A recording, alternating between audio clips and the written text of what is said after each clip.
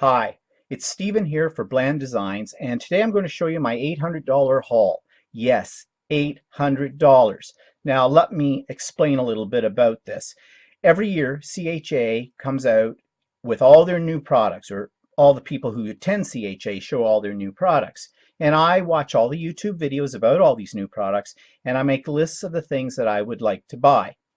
So then, once I have my list, I make a standing order with my local scrapbooking store, which happens to be Class Act in Oshawa, and I put all those things on order, knowing that they will be released over several months. So they're not all going to come in one fell swoop. At least I didn't think they were going to come in one big fell swoop. What ended up happening was a lot of the manufacturers seemed to be coming out with their products before the release dates they had mentioned. And so suddenly everything came together at once, and that's why I have an $800 haul. So I'm going to show you what $800 represents. And I'm going to start with paper. I used to buy a lot of the Graphic 45 paper pads because I really love Graphic 45 style. But I have so many of them and I haven't been using them up. So I thought I would limit myself. In fact, I was not going to buy any new Graphic 45 pads until I started to really use up all the ones that I have. Well, then they came out with this one, and this is called Vintage Hollywood, and I really liked it. So I ordered it, and I've got it. And of course, you can't just have the paper pad without the ephemera package, so I got that as well.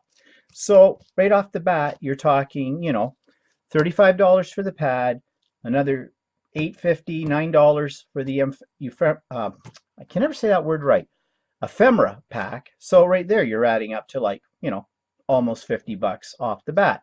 But it is beautiful paper. Okay, so that's part of the haul. I needed some accessories. Now, I had managed to get, before I made this video, the new Distress Crayons by Tim Holtz.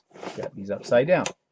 And of course, he came out with a tin for holding the Distress Crayons. And it says it holds up to 34 Distress Crayons, but there's more than 34 in the set. So I really need, well, because I have them all, they're for all the colors, so 60 some. I need 2 boxes. So I got these.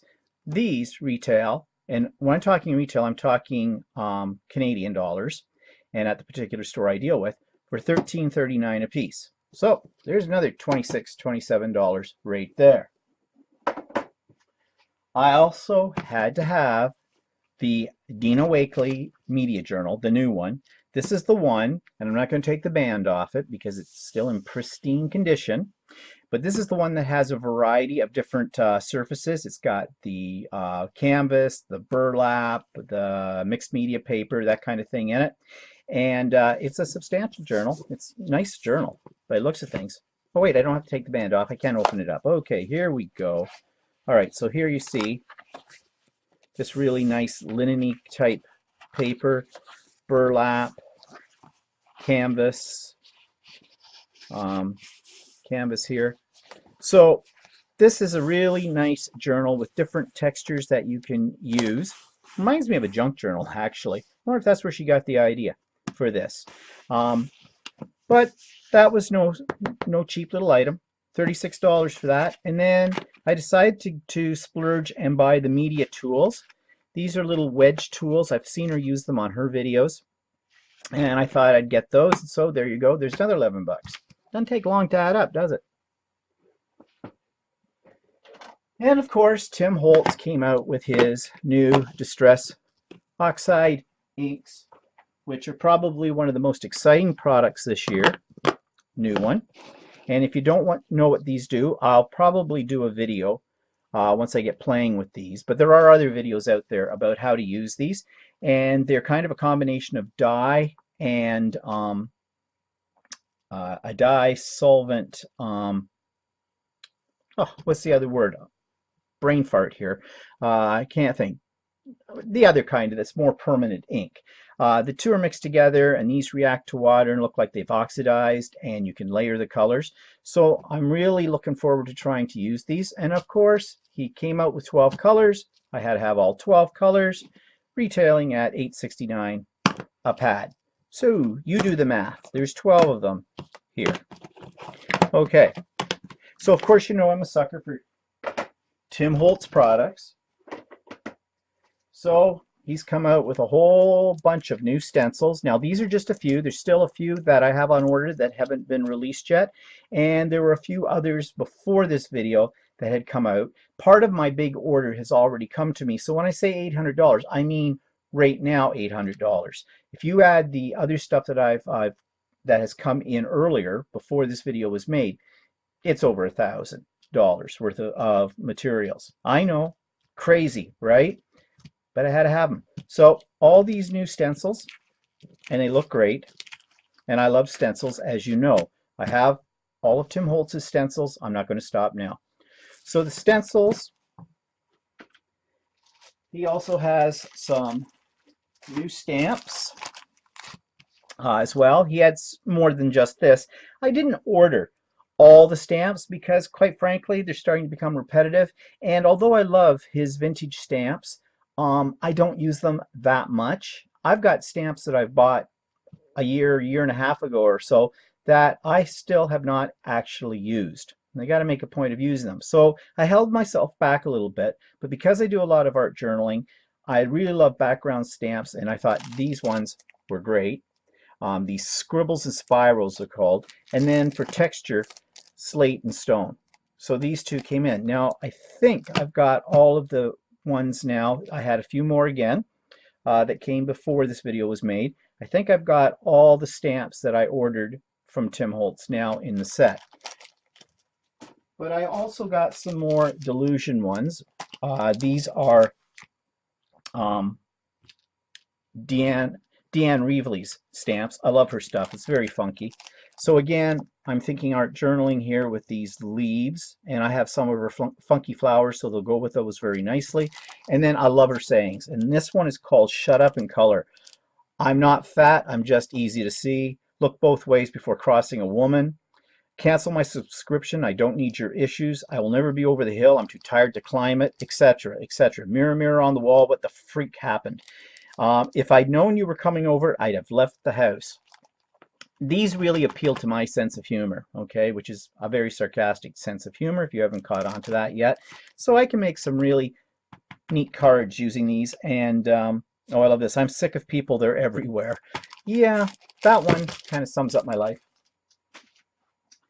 And then, of course, and this is the big expense item. And oh, by the way, expenses on these, the stencils go for $8.99 a piece. The rubber stamps, $33.79, $33.19. So let's see, right there. Just those 4 stamps alone are over $120. And then out of the stencils, we got what, 6 here, so it's another $50 there.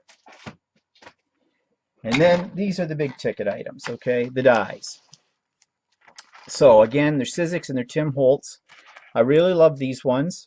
They're Thinlet dies, and these are called Cityscape Suburbia with these really neat houses. Again, I'm thinking in my head, art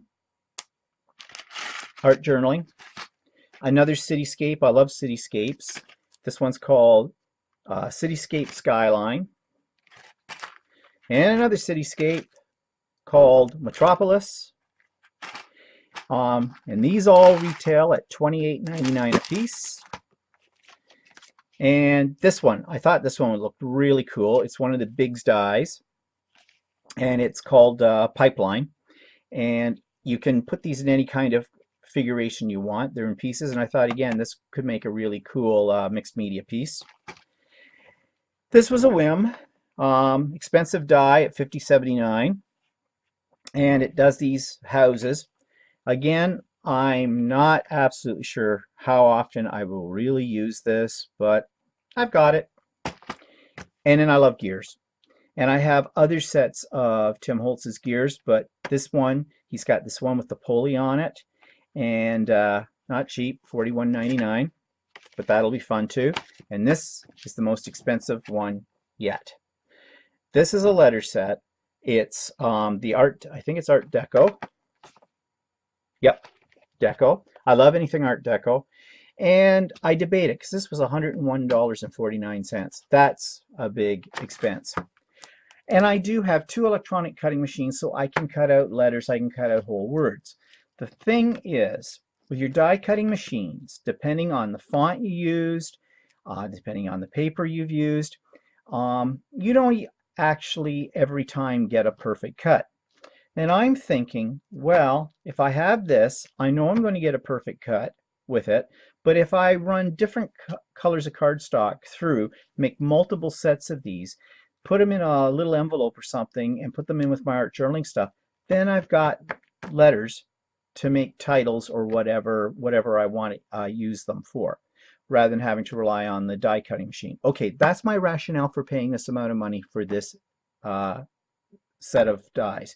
Okay, it may work out that way, it may not.